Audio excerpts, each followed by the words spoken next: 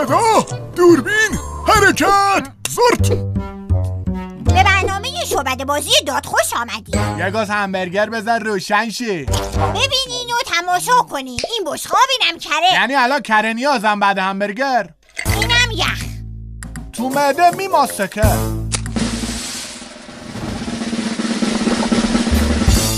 هورا کره آب شد. چه شعبده بازی خفنه.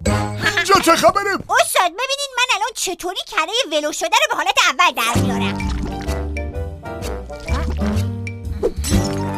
حاجی لاتره.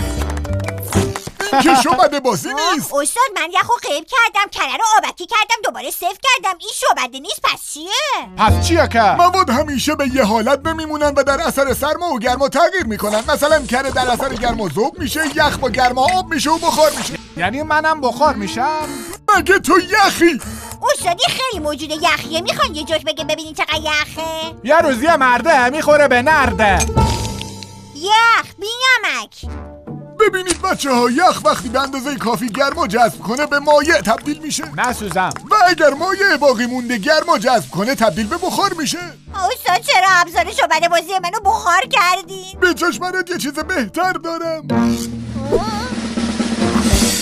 بچه رو غیب کردی و بخار. نه، یه شعبده بازی کوچولو بود. بیا تو رو شعبده کنم.